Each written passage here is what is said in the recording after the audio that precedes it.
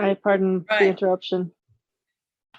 Not a I- problem. I I'm was not having- sure what happens when these, there you are. Welcome back. All right, I'll give it another It put few me on my working account, that's why. Let me rename myself, hold on. Yeah, we'll give it a few moments to get folks all brought in from the waiting room and into webinar, and then we will begin.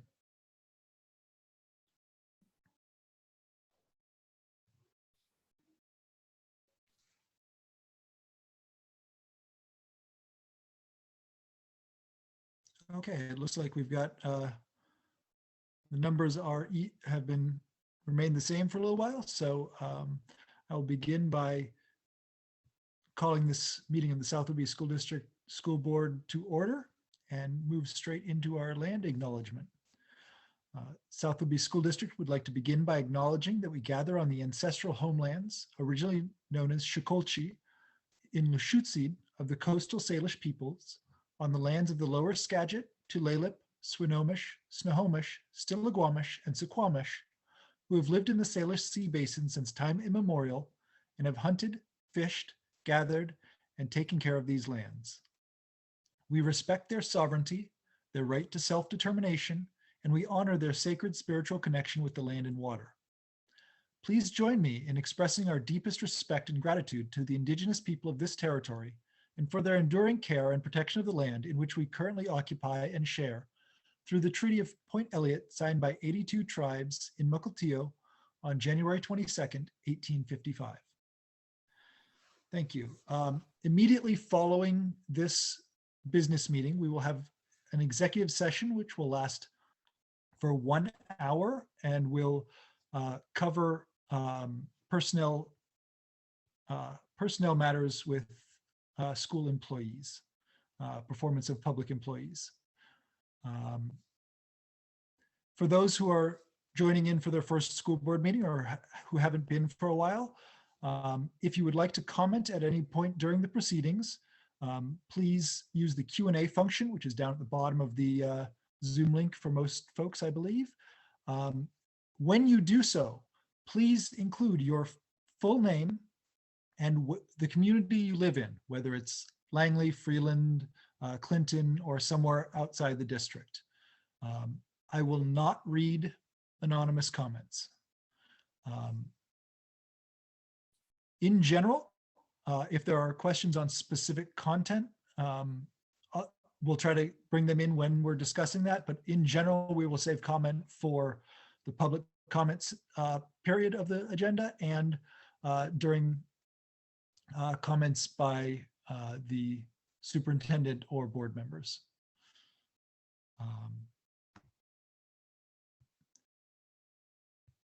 Now we come to approving the agenda and minutes as presented. Do I have a motion to do so?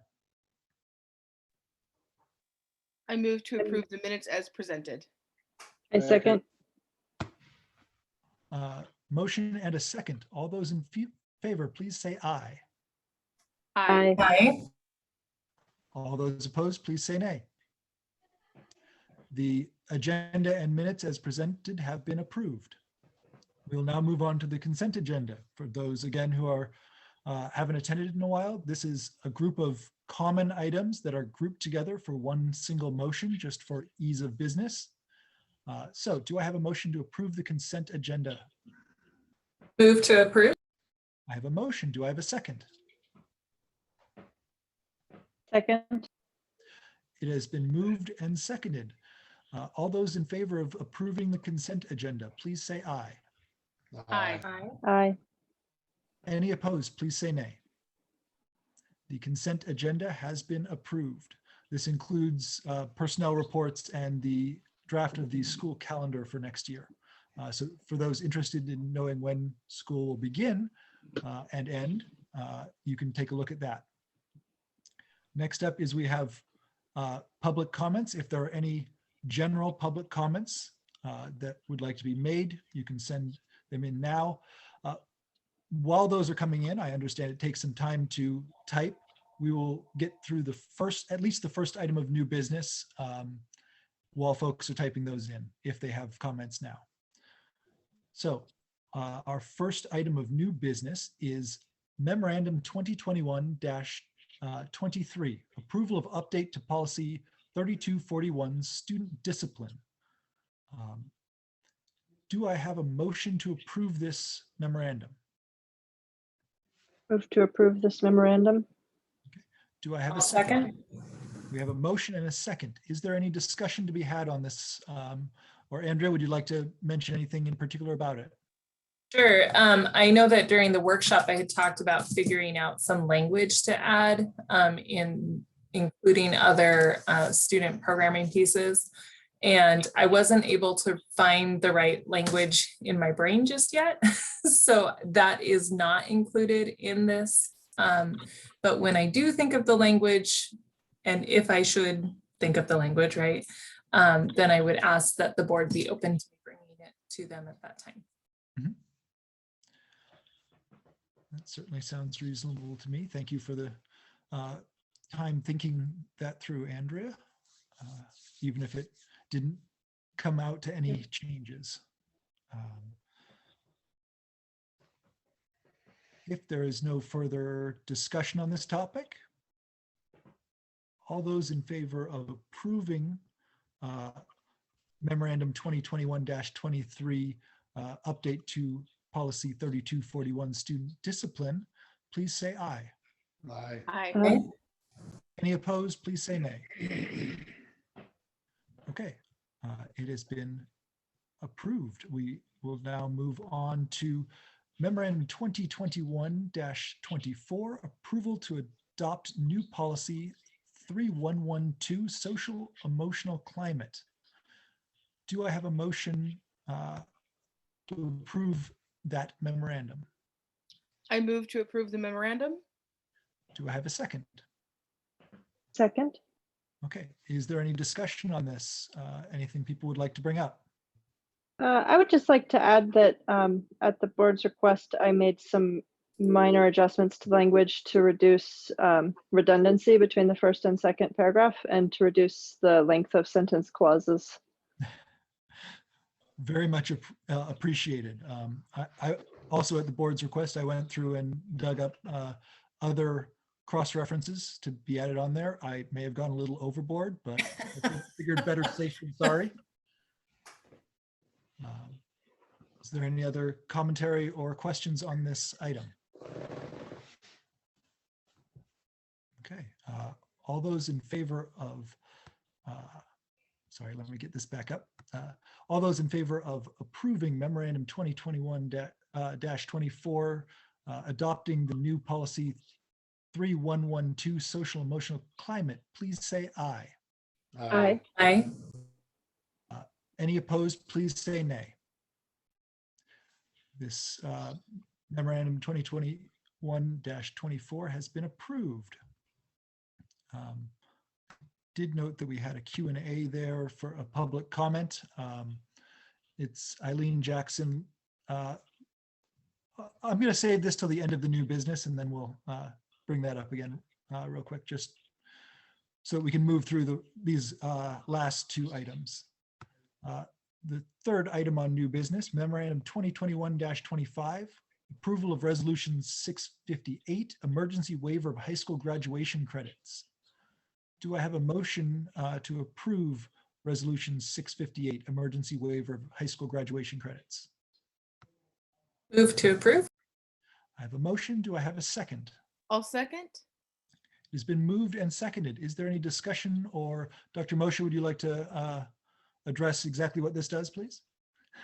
Or generally? Certainly. As you know, our district requires 30 credits for graduation. Students have the opportunity for 32. The state requires 24. Given the pandemic that has occurred for the past year, it may be entirely possible that our seniors need a different pathway to graduation, and this provides flexibility within the law that the state school board provided for us. So we're taking advantage of the waiver. It's not clear whether we'll need to use it, but it's important for our students that we have it in place in case they need it. Thank you, Dr. Moshe. Are there any questions or comments from the board about it?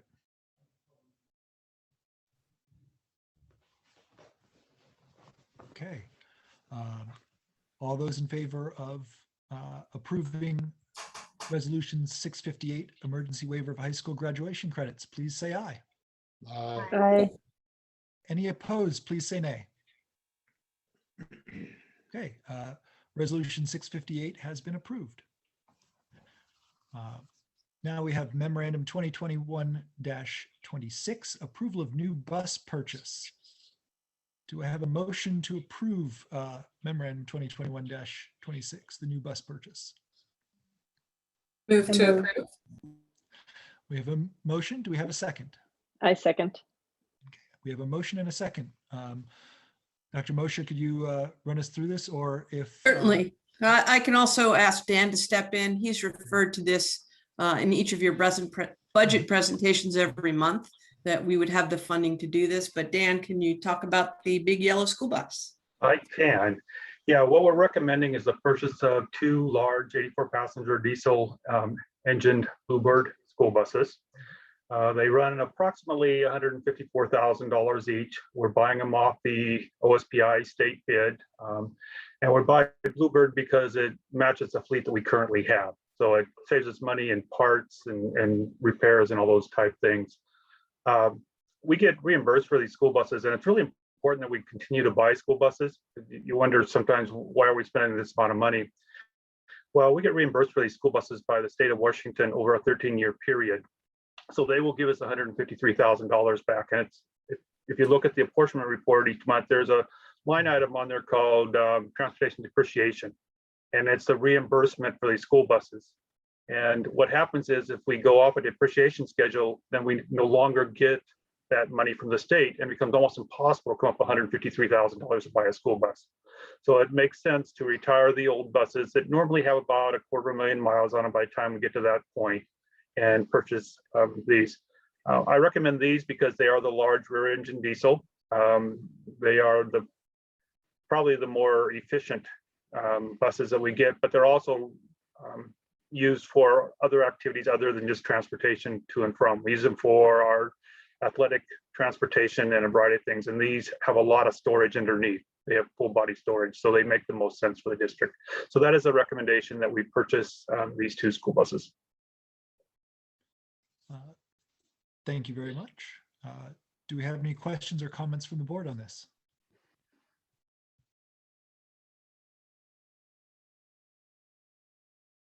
Okay, thank you very much, Mr. Pullman. All those in favor of approving the new bus purchase, the purchase of the 2 new buses, please say aye. Aye. Any opposed, please say nay. Okay, Memorandum 2021-26, approval of new bus purchase has been approved. Before we get into this report, I'm just going to read this one public comment that came in while we were talking. If we were in person, it would have been very easy to have during the public comment, but typing time. So Eileen Jackson from the Langley rural area. I'm aware that there seems to be issues related to work to address issues of racism in the school. I'm just here to witness. My question is, what kind of support do you need from the community to address the rising attacks on Joe, and what can we do to help? There are new issues on Facebook. I think that I can only speak for myself on this. I welcome Dr. Moshe to speak on it as well. But from my perspective, the more input we can get from all members of the community on their thinking can help us inform ours. Dr. Moshe, do you have anything you'd like to? I think that the board has set the direction, the vision and the mission toward equity. And we're doing that work. And we are a microcosm of the greater world, and racism and becoming an anti-racist organization is hard work. It can be messy and uncomfortable. I believe we're all doing it on behalf of our students. And I thank the board for their support of that mission.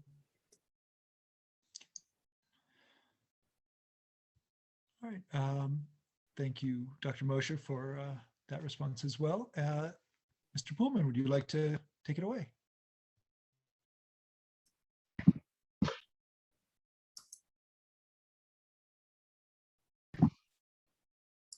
Okay. This is the financial report. And we'll start with the enrollment, which is as of March 31st, or I'm sorry, March 1st.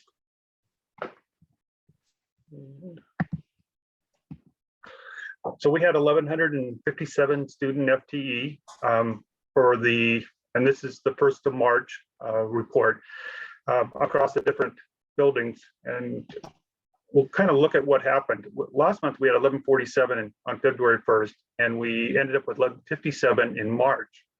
And we're still down about 55 from our budget, but we are up 9 from the previous month. And you can see that it's across most grade groupings. It isn't identified in any one particular area.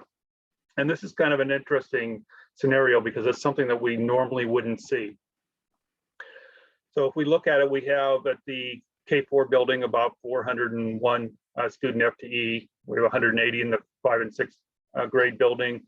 7th and 8th has 181, 405 in the 9 to 12. So we're at 1168 for our average, and we had budgeted 1223. So we're still 55 down.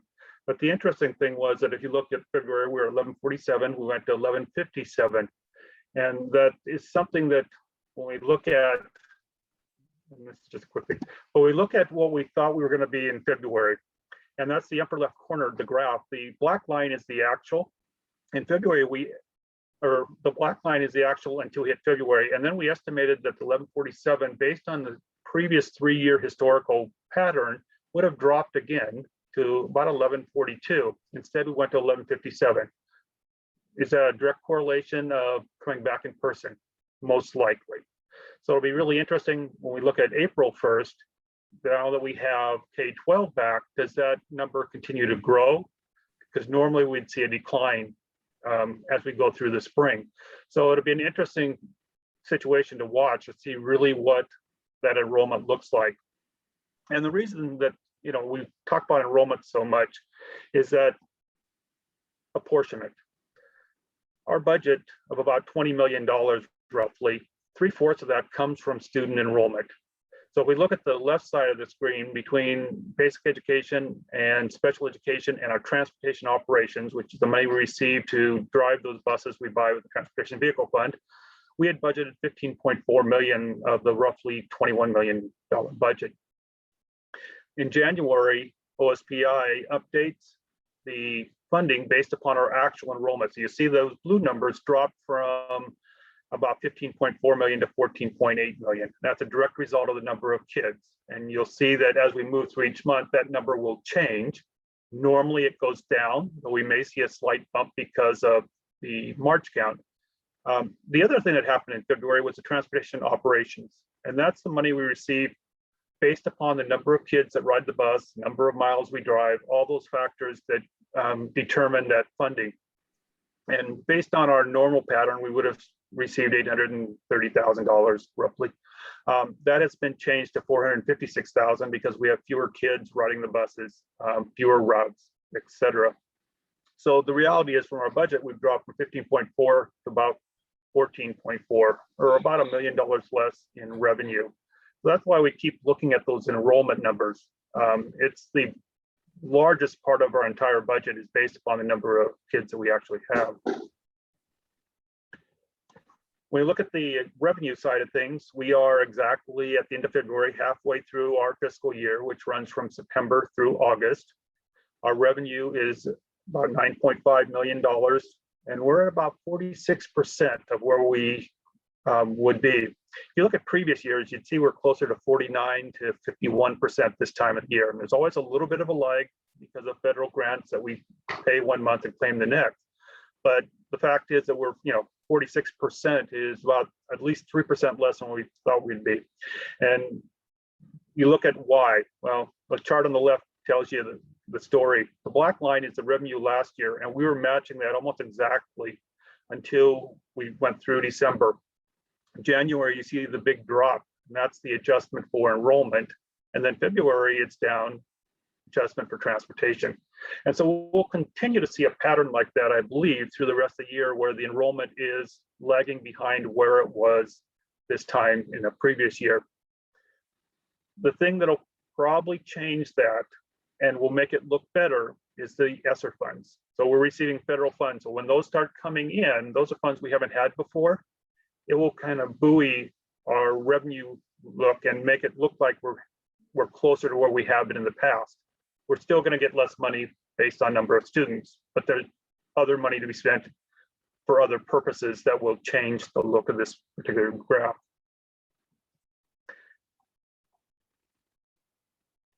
Local taxes, we're about halfway through our tax collection. There's another big one coming in the spring.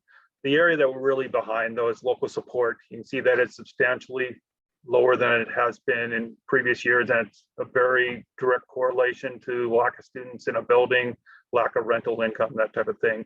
And then state apportionment and the state special purpose, those are both based upon enrollment numbers. So those are going to be lower than you will see. And you can kind of identify that by looking at the graph below, where you see that the blue line in those areas is lower than the red and purple line, which is the 2 previous years. So it gives you an idea on where the funding shortfalls actually are. On the expenditure side of it, again, we're halfway through our year, but our payroll is running a little over 44%, and our non-employee costs, supply, service, and travel at about 31%. So those are also running below budget amount. So we brought in revenue of 9.5 million. We spent about 9 million of that year to date. So even though revenue is going to be lower, I expect that it'll be offset by lower, or revenues lower will be offset by lower expenditures at the same time. With encumbrances, we're at about 84% of our budget. There are things that are not encumbered, and the fact that we are now moving back into a more of an in-person model will also increase expenditures as we're increasing time for employees and other things that athletics, costs like that aren't encumbered at the moment. So again, at 84, probably be closer to 90, 92% is my estimate at this particular moment. A quick look at how do we spend our money. For those that are interested, we identify it in 3 different ways. The first one is program. So you can see that year to date, we have basic education, special education, our vocational or CTE program at the high school, and state and federal is grants. And then other instructional programs are going to be driver's ed and highly capable, and then community services, which is a community center, and support services are all those costs that aren't directly to a building. It's all the district-wide costs. And you can see the 2 areas that are really substantially different is the basic ed instructions down and the cost of support services are down. And it's a direct correlation to the model we have and not having kids in buildings every single day. We also look at it by activity, and it's just a bigger grouping of, predominantly teaching and then administration. And it gives you a breakdown, and you can also see that in the teaching, which corresponds to, classroom instruction, and the supports for that is down, but also that the like central administration is also down. So the kind of the 2 areas there. And then the last way to look at things is by object code. And that's just another way of looking at those things we always talk about: salaries, benefits, supplies, service, and travel. And it gives you an idea on where those reductions are. And classified salaries are down, supplies, services are down a little bit, and travel's down. So it's just across the board. Just a quick comparison. When we look at revenue and expenditure, almost every month our expenditures are greater than our revenue, except for the 2 months that we collect our levy, which carries us through. And that's why we have a fund balance, is so that we can carry those months like that. Budget status report is just a quick report of our funds, our revenue, where do they come from? Local taxes, local non-support, which is building generated funds, our state apportionment, state grants, federal grants, and then anything else that may come in. And then again, we looked at the breakdown of whether it's basic education, special education, et cetera. And it gives you an idea where we are compared to budget. And you can see that, on our revenue side, we're almost 21 million is our budget, but we're 9.5 million. That would put us at closer to a little less than 20 million for the year if we ran that out. ending fund balance, we're currently about $4.1 million, started at 3.7 at the beginning of the year, so it has climbed a little bit. So Dan, real quick question.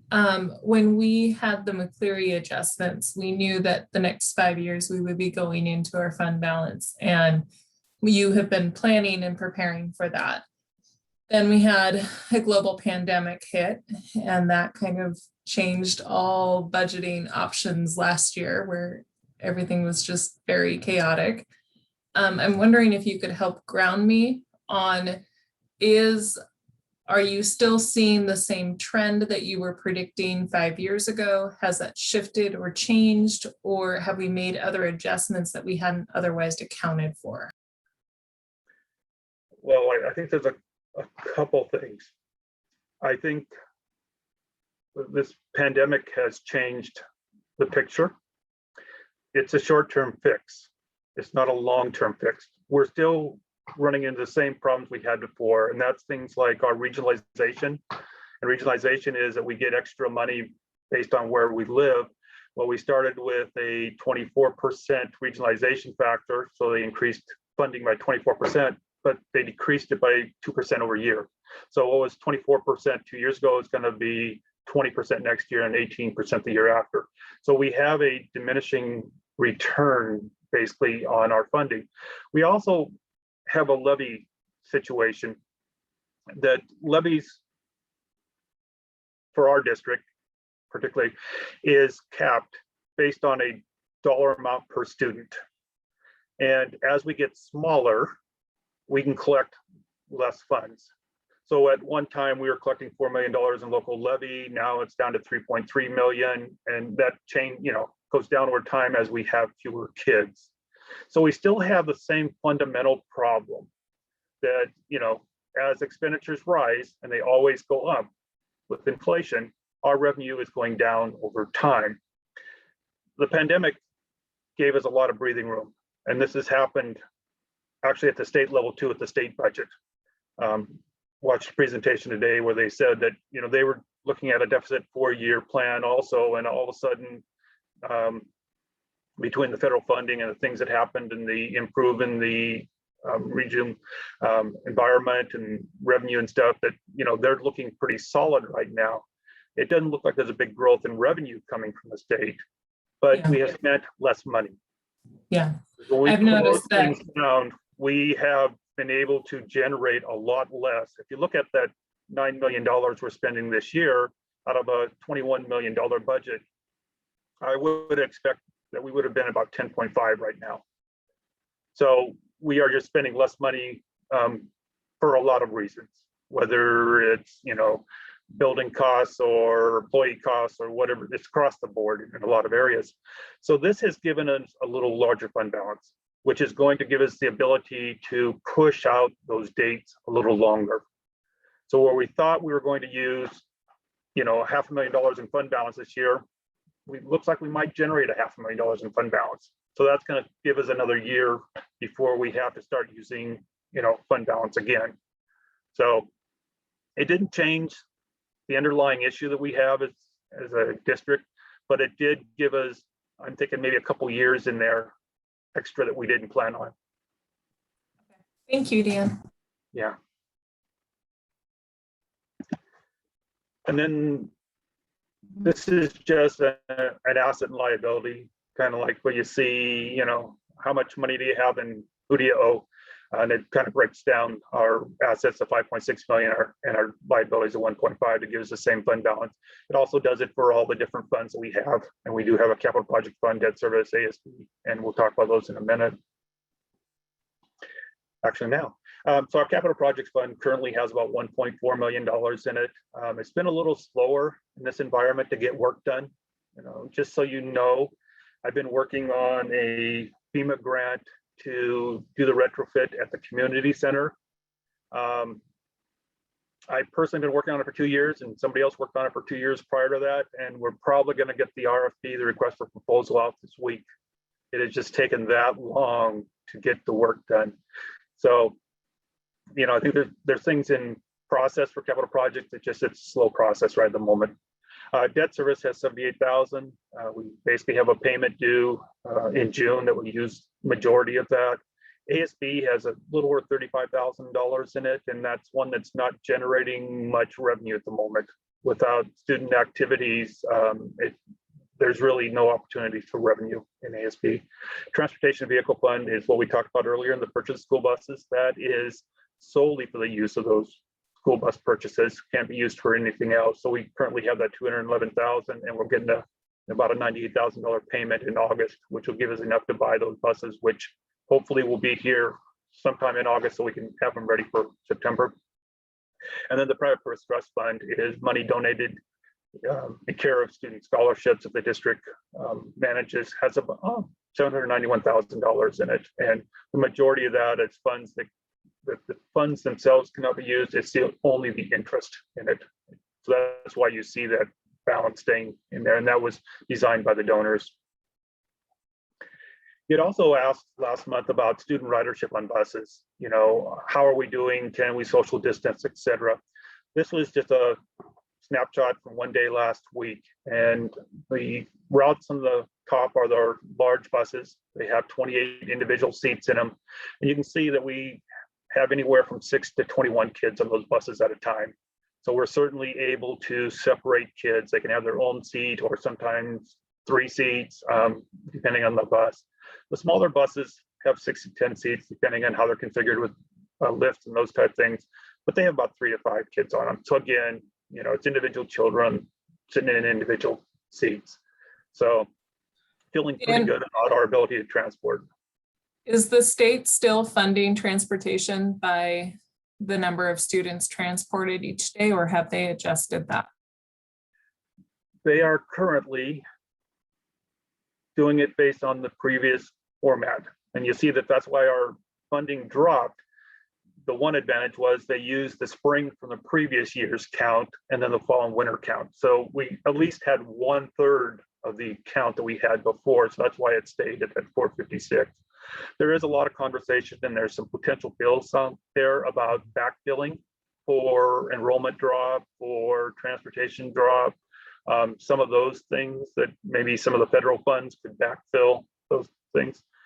Waiting to see where that goes. There's also conversation about changing the funding mechanism from using the previous year's expenditures. The way it basically works is they count the number of kids, the number of miles, et cetera. They come up with a dollar amount, say $850,000. And then they look at your previous year expenditures and they give you the lesser of the two. So if they did that, because we haven't really operated buses as much as we have in the past, the amount we spent this year is going to be a lot less than the amount that we would generate.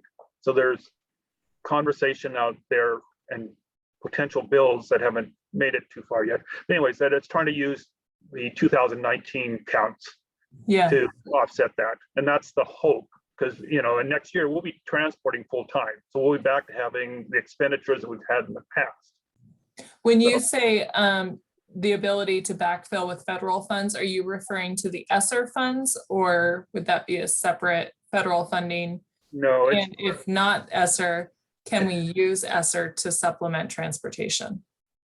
Well, it's part of the ESSER fund. It's part of that whole, you know, $1.9 trillion package. But the state legislature has to authorize us to do that. And so there's different bills that have been, you know, placed up for conversation and modified. And what I'm hearing is that there's a good possibility they're going to try to fix that for the current year by backfilling. It's not for sure, but there's a lot of conversation at the state level around doing that. So yeah, it would be basically if you get a ESSER, you know, amount of whatever, what they're doing now is giving you part of that ESSER funds up front with federal grants that you have to spend and then claim. And then I think they're holding part of it for this other aspect of it. And it depends, it goes district by district. It's different in every district how they're allocating funds. It isn't a very straightforward process. And then So- you'll forgive me, I've been on Zoom since 8 a.m. But the plan, the school reopening plan that I believe is due tomorrow, is that the plan that is approving the ESSER funds? No, I think it's the plan we already submitted.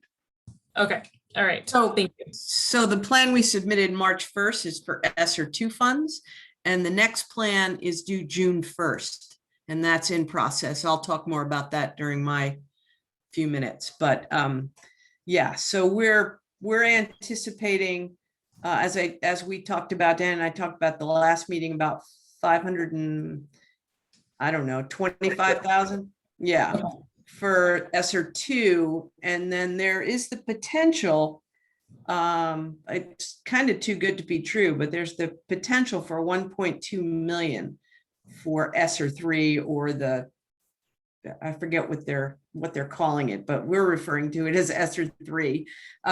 So, but that's yet to be seen. Okay, We're counting on the $527,000, and that's what we're building plans on right now.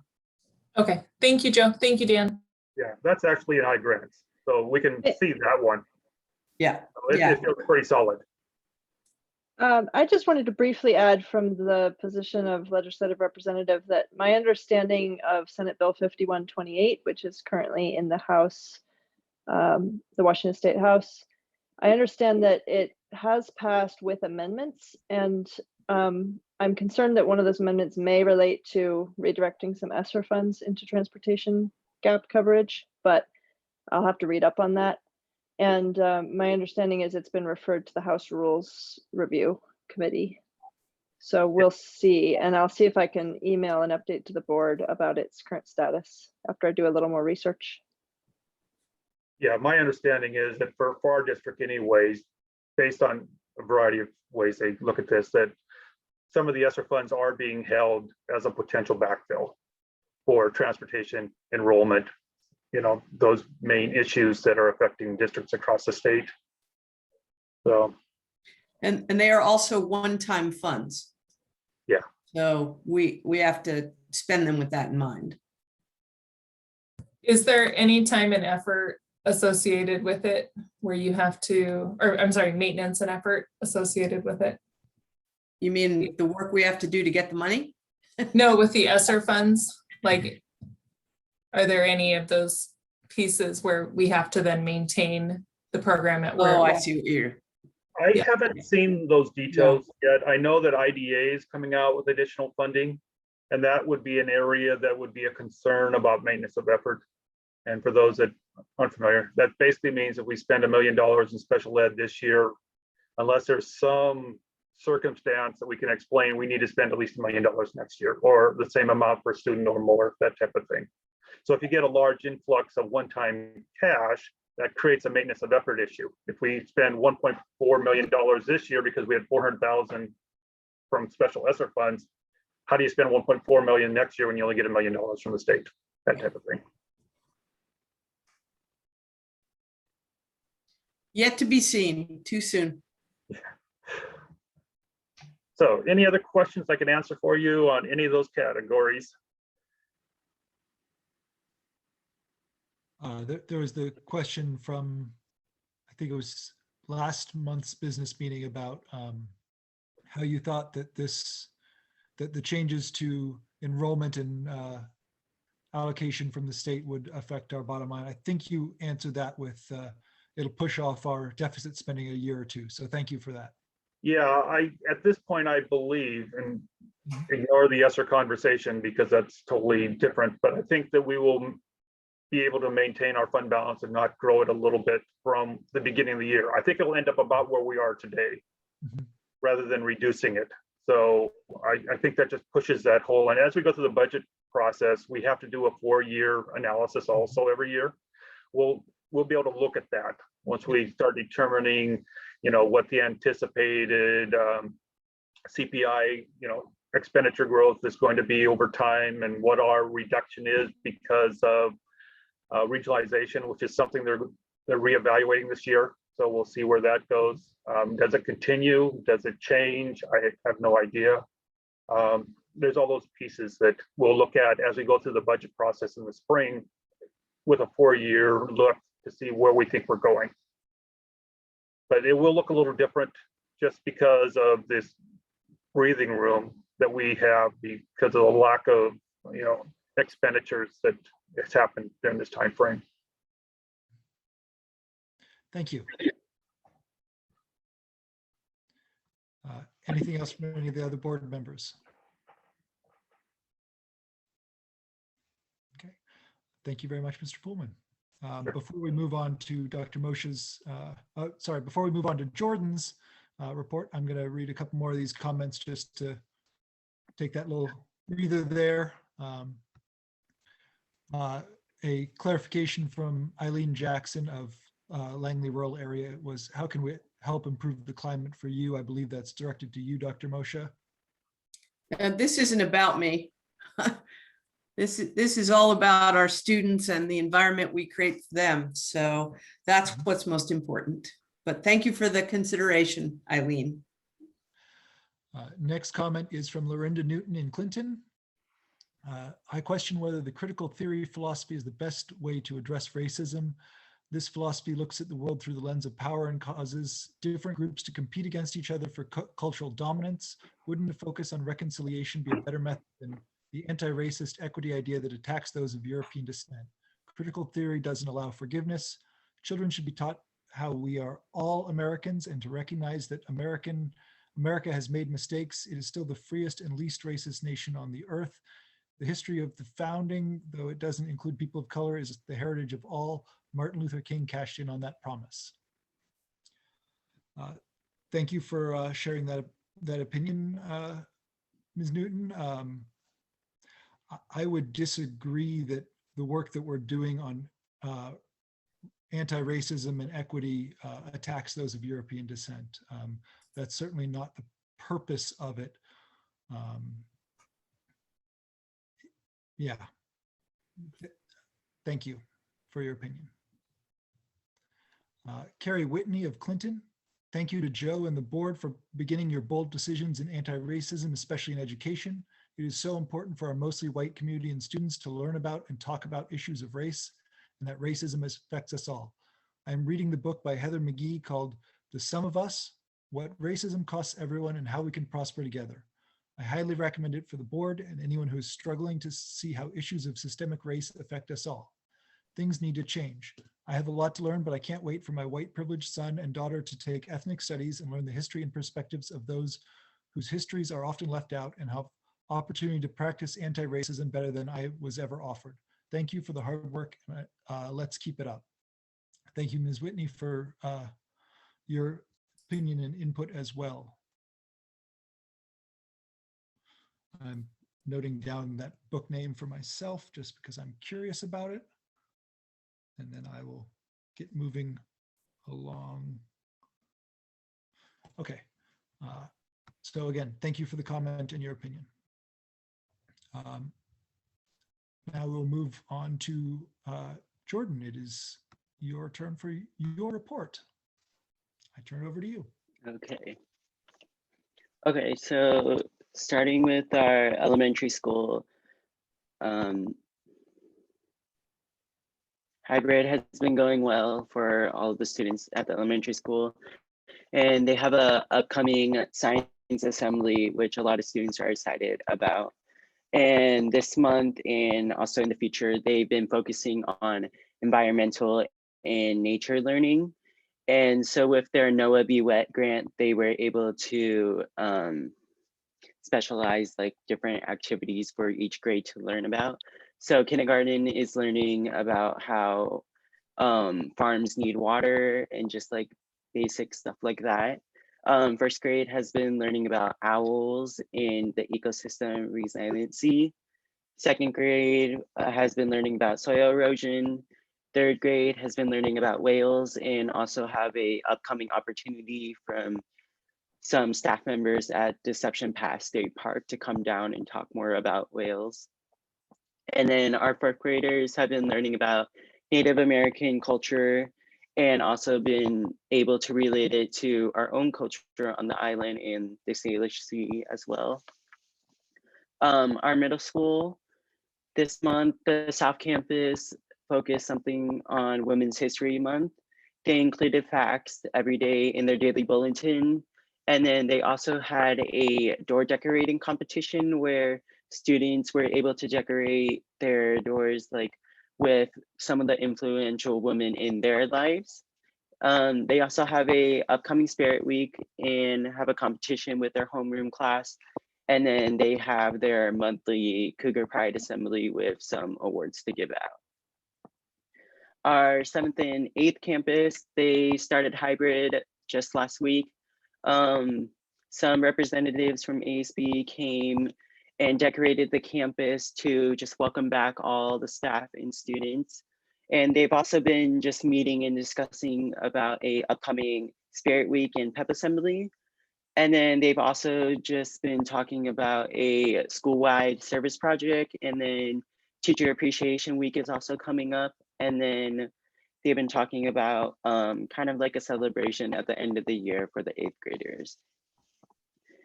And then this month, the middle school also had several opportunities to play intramural sports as opposed to athletic sports with other schools. So this month they had opportunities to play flag football, cross country, and volleyball. And hopefully there's gonna be some more intramurals coming up. Our high school this month has been, I would say, heavily focused on 2 things this month, and that's hybrid starting up and athletics. Our first season of sports is starting to end already, and then we have our new season starting with our traditional spring sports starting next week.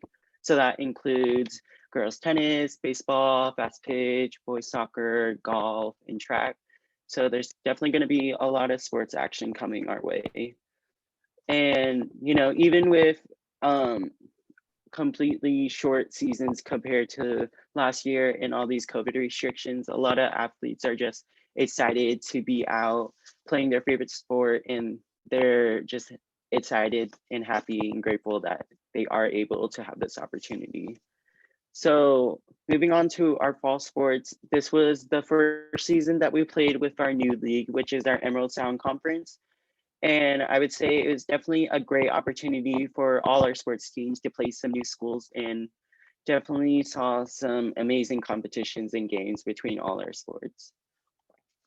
Our girls soccer this year, varsity is close to ending their season with a current record of 1 win, 6 losses, and 1 tie.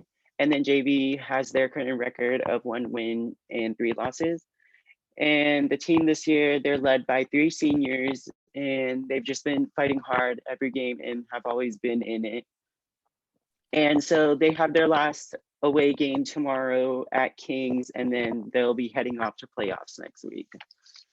Boys tennis this year, they've been fighting hard against a lot of experienced schools from our King County. This year, they're definitely a young team, and with that, their current season record is 0 wins to 5 losses. And then they just have a few more matches before their league championship, which is also next week. Football this year, they played a phenomenal season with a record of 3 wins to 0 losses. And they're ending their season this week against Granite Falls. Volleyball this year, they played a lot of games this season. Both the varsity and JV have records of 3 wins to 10 losses, and they're going to be having their last game tomorrow at home against Overlake before heading off to playoffs. And then our last fall sports that we have is cross country, and our cross country team has had an amazing season this year. Currently, both the girls and boys are undefeated in our league, and they have 1 more meet this week before they prepare for their Emerald Sound Championship, and that will be next week, Saturday, on the island. And then also, according to Athletic Net State poll, the girls team are ranked number 2 and the boys are ranked number 8 in our state. So definitely a lot of action with sports, and you know, next week, like I said, sports are coming back in. Even with restrictions, we were able to live stream most of our events, and overall, it was just a great first season. Clubs this month, a lot of them have been pretty busy with hybrid this month. They've been planning some in-person meetings, and then they've just been planning for some future projects. Our student wellness group, they have an upcoming window project for the community center. And then they've also been working on presentations on wellness to give to students and also Girl Scout troops, and as well as the community. Our Interact Club this month, they have a upcoming service project where they're going to deliver some Easter eggs locally in our community. Our Motto UN Club has been preparing for their next conference, which will be in April. Our ASB, we've done a lot in preparation for hybrid, and we have a upcoming Spirit Week, hopefully to just welcome back everyone. And it's been quite a while since we've had a Spirit Week, so it'll be nice. And then some more general information. As of last week, all of our schools have started hybrid, and a lot of students are excited and enjoyed their first days back. And honestly, from what I've heard, there hasn't been like any concerns, which is great to hear. I think the only concern that I received was that especially with hybrid and fully remote students, it's hard to make sure that education is equitable for everyone. So that was the only concern that I had, but a lot of the students are definitely optimistic about how school will look like in the future, especially since for high school, it's only been our first full week last week. So it's going to be quite interesting to see how it's going to be in the next upcoming weeks and months. And then the last thing that I have is that spring break is coming up. And so a lot of students are definitely excited about that and just ready to give themselves a little bit of a break. Thank you, Jordan.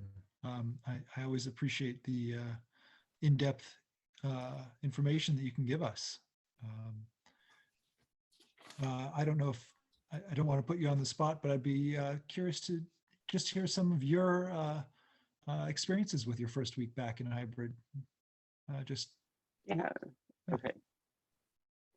I have gone back 2 days. I go on Thursday and Friday, and so far it's been a pretty good experience. A lot of the teachers were very welcoming, and it's definitely, I think it was a really interesting to see the first 2 days, especially everyone's just getting settled down. And I think definitely tomorrow and Friday will be a better experience, but overall it was good. And overall, I didn't really hear any complaining or anything, so it was good.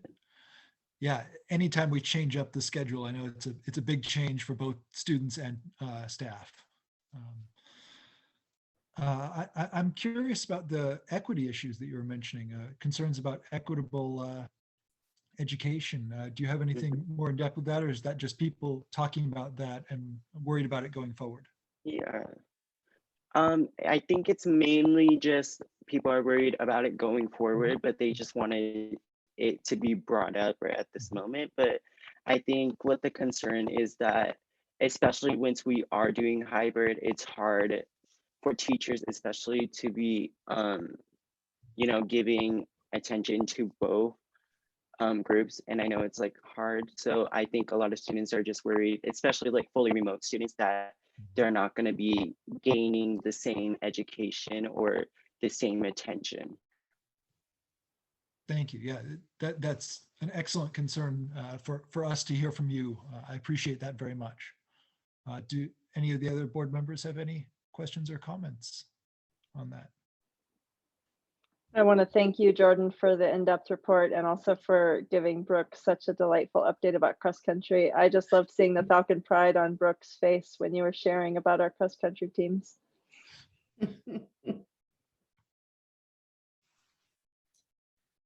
Okay, I've got a couple more community comments here, and then I'll turn it over to you, Dr. Moshe. First from Amanda Fisher, just thank you, Jordan, really great report. I completely agree. Amanda Murphy, We thank and support Joe and the board in their efforts to be more inclusive and informative in our kids' education. We strongly believe more education on racism is helpful to bring us all together. Competition and divisiveness comes out of lack of knowledge of this country's very real history of racism. Education breeds empathy and unity. We also stand behind Emmy McNeil for the supportive environment she's created in her wonderful health classes. Thank you. Thank you very much, Amanda, for passing that along and sharing your opinion. Jackson Murphy from Clinton. I just want to say that as I am reading this, I'm going to note that treating these as public comment, I will read them as comment, but I really want to avoid any back and forth in public comment during these. So Jackson Murphy from Clinton writes, I just want to say, as a BIPOC student, I have experienced a lot of racism at South Whidbey School District, and I'm appalled by the statement from Lorinda that the USA is the least racist nation in the world. I'm very happy with the steps our district has taken and continues to take towards bettering the environment at our school for all students. Thank you, Jackson, for sharing that, both your experiences and your opinion. Gwendy Hastings, Freeland. Thank you, Jordan, for your report. Your reports are always thoroughly done and very informative. I agree with Gwendy wholeheartedly on that. Kathy Ireland, Freeland. I would like to thank the school board and Dr. Moshe for their commitment to anti-racist training and education in our district. I would like to remind the school board that South Whidbey PTSA supports all the progressive efforts of our school board. Thank you, Kathy Ireland, South Whidbey PTSA president. Thank you for sharing that and for the support. It is, as always, appreciated. Thank you for everything that you do for the district as well. There are no more immediate questions there. So Dr. Moshe, I will turn it over to you. Thank you. And I will share my screen in just a minute, but I wanted to give the board an update on what we're planning around equity for next year. We are working with Karina Hooks. She is a consultant out of Everett, but she actually works nationally and internationally. We met with her and put together a year-long plan for next year for professional development around racial equity, inclusion, and diversity. It will include community and student listening forums this spring. And then we'll be developing plans to work with our staff for at least 7 different sessions next year, and also working with students. In addition, we continue, as at least a couple of our board members know, to meet with our United Student Leaders on a monthly basis to hear their concerns. They represent a group of students. I also have the opportunity to meet with the faculty leader of ASB so that I get input in that regard as well. So on to my usual update. I will share my screen. I think I'm going to retire this particular type of slide after this year because I'm tired of seeing it myself, but it works to be consistent. So as we continue our education in a pandemic, I want to give you an update on where we are, what the metrics look like, and how we're doing. We continue with our safety first goal. I've come to know myself a little better this year, that I'm definitely slow and steady wins the race. We're consistent. We're moving forward 1 foot in front of the other, keeping our faculty safe, our students safe, and providing a robust education. So we are underway, K-12. We are now finally back in a hybrid situation. So all of our students have the opportunity to be in school 2 days a week. I've provided here the dates of when we entered. I want to call the board and community's attention to the April 19th date. As you know, the governor and Chris Rakedahl, the state superintendent, they did a press conference, news release. They talked about 30% opportunity for face-to-face time in a week. We know that we knew that our day was a little bit short, but but there were no rules. We were just trying to get back in person. So we will be extending our school day. It actually is by 15 minutes at the 7-12 level. Each day we'll reverse the bus route, and then it'll be by 45 minutes at the elementary level. And that's so that we can be at a basically 10 hours a week at the elementary level and a little over 9 hours a week at the high school in person for students. And as Jordan so aptly told us, athletics are underway. And the good news is our students really are excited to be back. Our staff, and I was told unequivocally that our staff are absolutely the happiest they have been. Seeing our students back, being able to work face to face, having had the opportunity to get vaccinated, our staff feel supported by the way we approached this school year, and I'm really proud of the board's leadership on getting us there and following the science and the metrics. So that being said, we continue our mitigation efforts. As you know, vaccines are happening Saturday. That's the second clinic. Many people are taking advantage of the 2 clinics, but some folks have already had both vaccines. So we're hopeful that all those who want to be vaccinated have been vaccinated by the time we leave for April break. We're masking, and again, the student compliance around masking, we were concerned. Other districts who have been in school prior to us, had some struggles with it, had some struggles with kids being able to wear them all day, and our students have responded in an outstanding way. We've not had, so far, knock on wood, a single issue with students and their masking and the compliance around 6 feet of distance and so on. So that's really good news, really good behavior on the students and the staff's part, because we all know wearing a mask can be trying for a long period of time.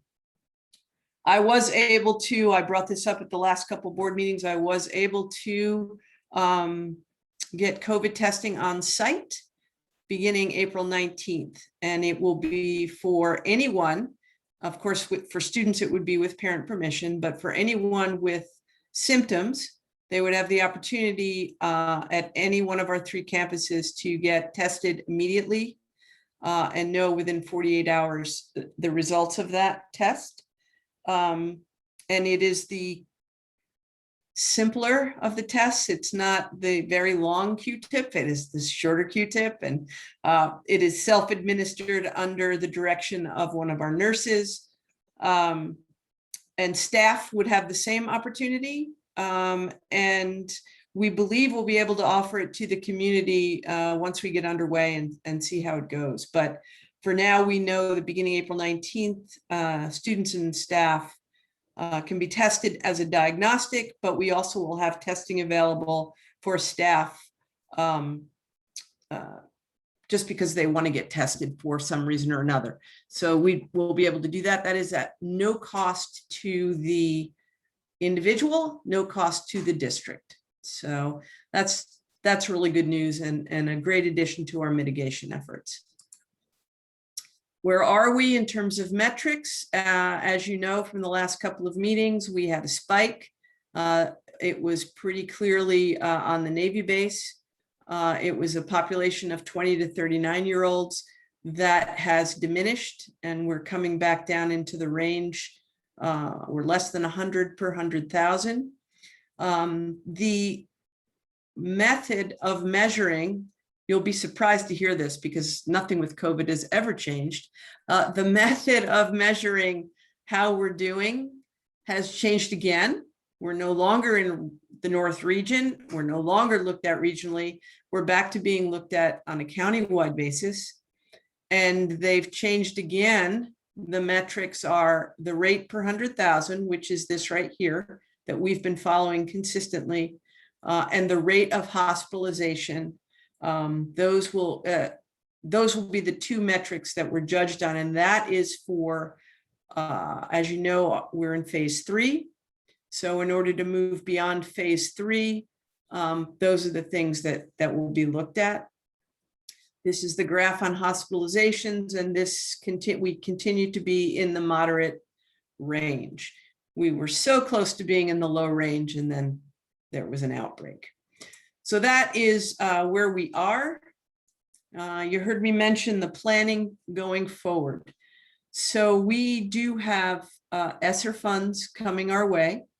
I spoke with the board about the plan that we put in on March 1st that was approved, and that allows us access to those ESSER 2 funds, that $527,000. And we have already done some things around that funding. We added a social worker at the elementary level for student support.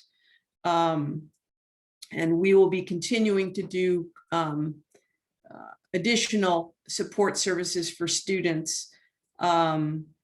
Things that we're thinking about. We'll be doing an assessment in late April on where students are academically. That's already set up to occur. We do that diagnostic. We're looking at a kindergarten summer readiness program, a 2-week sort of pre-kindergarten in August. So that's in the planning. None of this has come to the board for its approval, so I'm just sort of keeping you in the loop with our thinking. Certainly summer school opportunities. I'm not sure if students will take advantage of those opportunities, but we will likely have summer school opportunities in August. With our one-time funding, we're thinking about smaller class sizes. Not sure what we can accomplish given our space, but we're looking at more individualized attention for students. Social emotional curriculum at the K-4 level is being looked at right now, and there's a recommendation for a curriculum to purchase. As the board knows, we had a swap program this year, which was it's a parent partnership, so that students have the opportunity to work with their families, and the family has an opportunity to work with a mentor teacher. And so we want to continue that. And then, of course, compensatory services. That's a term typically used for students with special needs, but there are probably many students who will need our help in compensating for lost academic ability, or to get kids caught up, so to speak. And then the other thing we're really excited about being able to do is to subsidize summer camp opportunities for students by using some of this funding through the Readiness to Learn Foundation and scholarships for students so that they can do some of their favorite activities. And again, it's an equity issue. We will have a sliding scale, and students who may not have otherwise been able to afford these kinds of programs would be able to attend. So those are some of the things we're thinking about. We will, as I said, put together an entire report, and it'll be based on this. This is what will qualify us for the next level of ESSER funds. This is, I believe, Marnie, what you're talking about in terms of the legislation that has gone through around student recovery and that funding. We don't have any specifics other than this right now. OSPI will be providing us with a template in April for a plan that's due June 1st.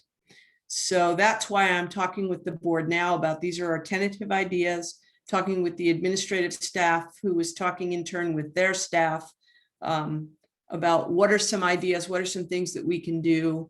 We have until September 2023 to use this funding. So we don't have to do it all before we get started in September, but we have to have a tentative plan in place by June 1st. So these are the elements of that plan. That third bullet, additional school days, additional instructional time, combination of things. Again, it's not all for the 21-22 school year. We have more time than that, but that's the expectation. And there in a nutshell is the superintendent's update on all things COVID, hybrid, and so on.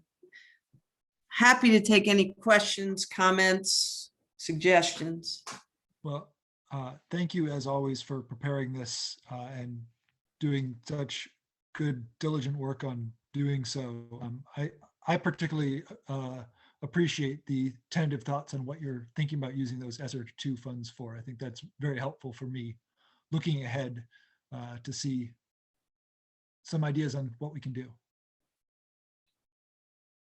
I also appreciate the amount of time that we have to spend it, that it's not all dumped into one school year, that we can look at the fact that most students had a full year disrupted. And so we can take our time kind of smoothing that.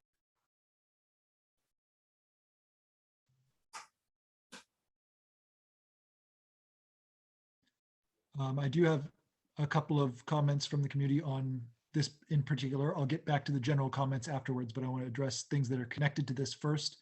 From Lori Johnson in Freeland, on-site testing is fantastic. Thank you for making that happen. I agree completely on that.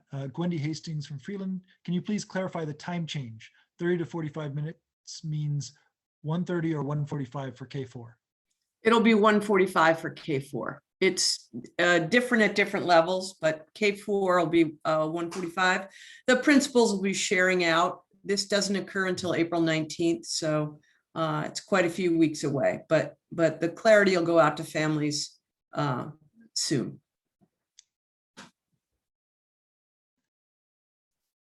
Are there any other questions or comments from the board for Dr. Moshe? Just gratitude and appreciation for the diversity of approaches you've laid out in your tentative thinking going forward.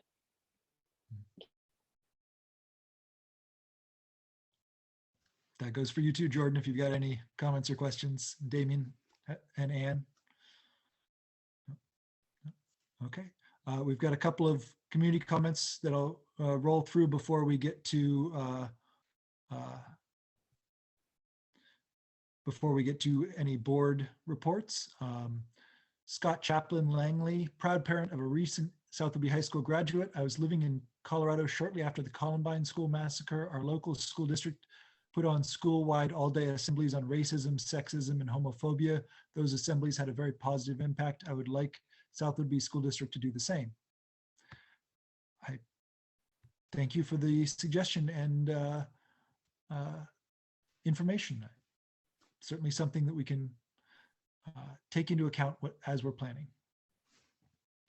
Jamie Stahl, Clinton, thank you to Dr. Moshe and the board for beginning a focus on global citizenship and anti-racism work. This is critical work for students and adults within our community. We are grateful for the commitment of the board and the district to this important and ongoing process. Thank you for sharing that. Amanda Fisher Langley, appreciate all you are doing. Thank you. We appreciate the support that this community gives to the district as well.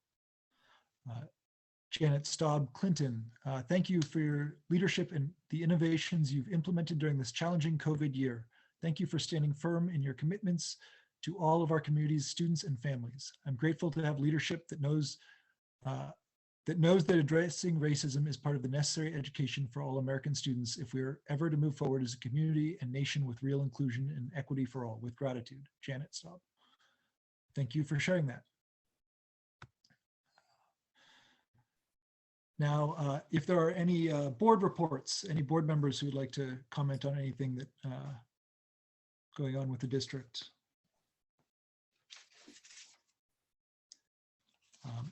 I can address a little bit of the meetings with the legislators that I attended over the past week. The 3 school districts on the island met with our 3 legislators, Senator Muzzle, Representatives Gilday and Paul, and talked about things that mattered to all of the districts. The hold harmless for enrollment and transportation, social emotional work for our students, and graduation flexibility, graduation requirement flexibility in particular. All three legislators were very receptive to what we were saying and listened very intently and asked intelligent questions, which was wonderful to see and hear. In particular, I shared something from one of our social workers at the elementary school about some of the work she does with, some of the work that they do with students in mindfulness and being part of a larger community by taking groups out into the forest and talking about what they sense and what they feel. That was, we always love to have stories from those who are actually doing the work or who are the work, the students, when we're talking to legislators. And so that was fantastic to have. All three of the legislators seemed positive, seemed like they thought it would be possible to pass some of these hold harmless legislation and some of the other things that we were asking for. And they were encouraged by how the budgets are looking thus far for the state. So just wanted to share that experience with the board. Thank you, Brooke. I just want to add, as a newer board member, still learning how to be most of service in my role, I really have appreciated the guidance and leadership and structure that Washington State School Directors Association has provided to really open communication channels between school districts and our elected representatives. And I also really have appreciated the collaboration with the Islands districts. I found Eric Mann from Oak Harbor to be just a wonderful partner in this work. And he really supported open communication channels between board representatives from each school district so that we could understand the island's special needs as we went into these meetings.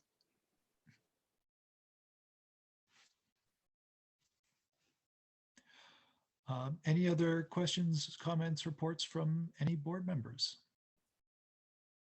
Oh, we just got a come in from Melanie Shafat. Thank you, Joe and the board, for your hard and strong decisions you have made. I have 2 children of color who went through this school district. While they received an amazing education, unfortunately, they both experienced discrimination and racism. Our intentional move to increase and improve our understanding of equity and diversity with meaningful and honest lessons given to our students is a wonderful beginning, but it must continue. We are all global citizens, and while we are blessed to live in a safe and compassionate community, we have to make sure that our children are ready to embrace the world with better understanding, compassion, and respect for all. This is the only way we can ensure that there will not be other children who experience any racism and discrimination as students and community members. Thank you very much for sharing that. And in fact, since there's nothing else in the queue at the moment, I think that is a fantastic note to end on. We will adjourn this meeting and we will go into executive session for 1 hour to discuss performance of public employees. With that, this meeting is adjourned. Thank you.